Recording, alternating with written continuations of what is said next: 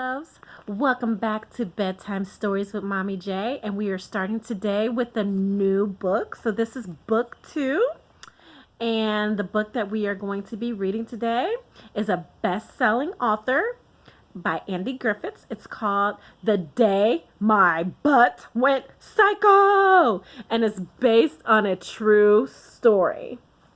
And just another disclaimer as to why I'm doing these bedtime stories is because I am unable to communicate with my beautiful sons. So this is a way for me to just continue what we did as tradition, and that was our bedtime stories at night. All right, so I'm going to go ahead and start with the warning. There is a warning in here. And it says, see, this is the warning page. If you are a parent or a teacher, or even if you're over 18, put this book down now. Well, I guess I'm all three, but I'm reading to you guys. You won't like it. You won't understand it. You will be totally grossed out by it.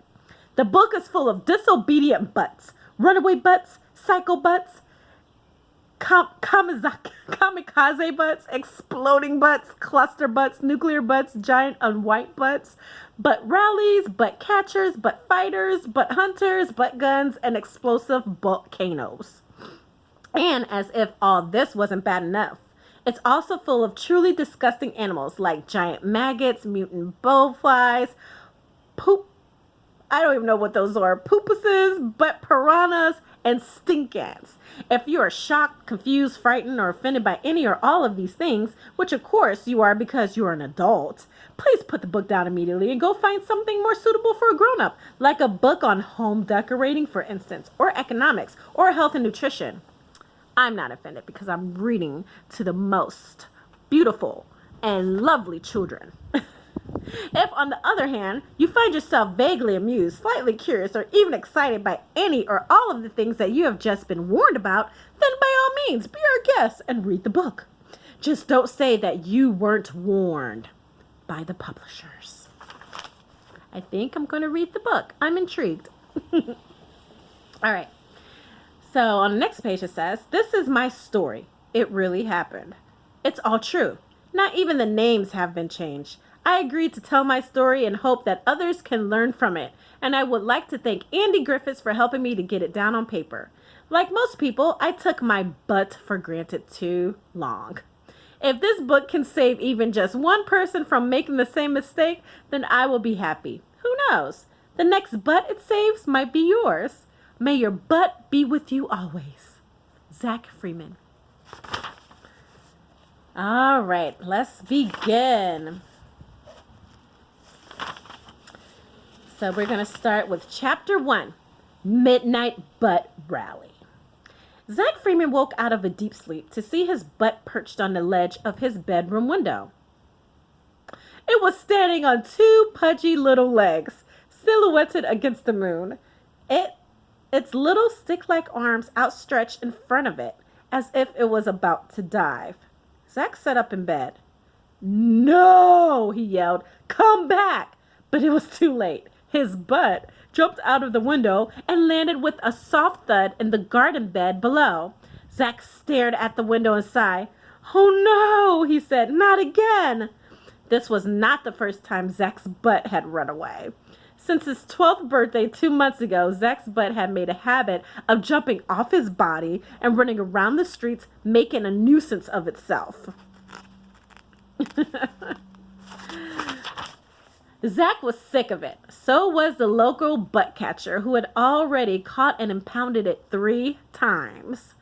Until recently, Zach's butt had confined itself to a variety of harmless pranks, such as attaching itself to the faces of statues and passersby.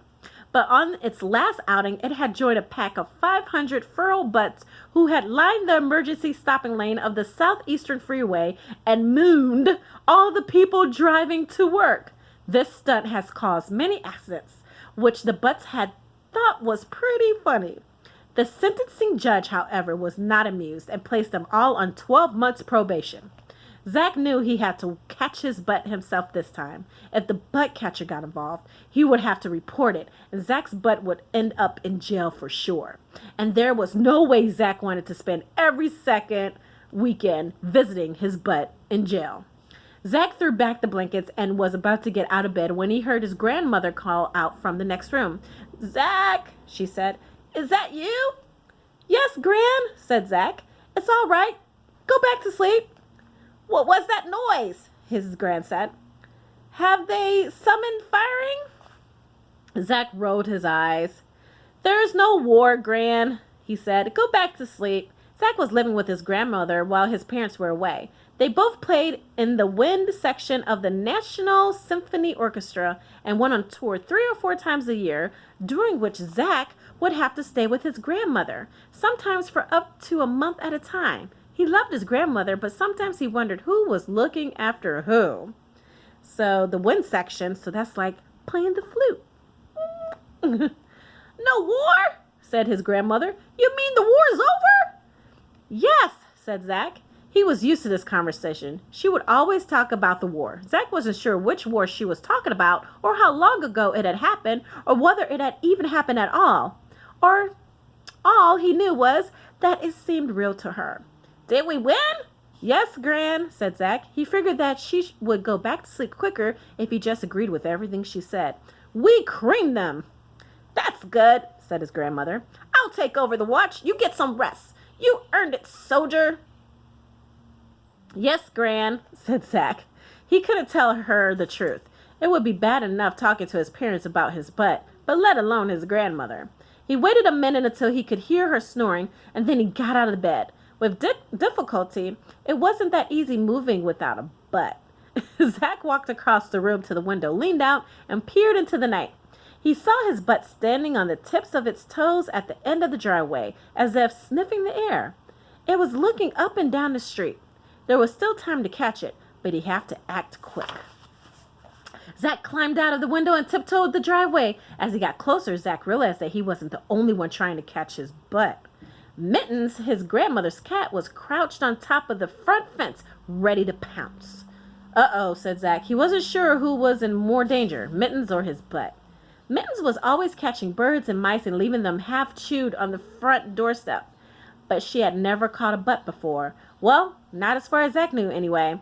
And a half-chewed butt on a doorstep wouldn't be something you likely not notice.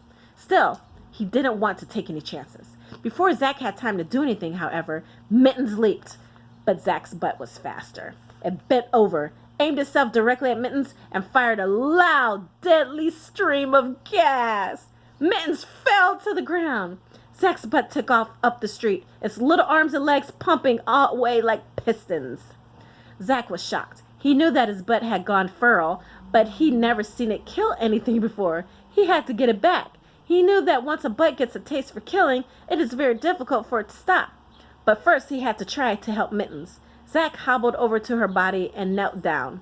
Poor Mittens wasn't doing too well. Zach pulled her head back, pinched her nostrils, and was preparing to give her mouth-to-mouth resuscitation when Mittens coughed.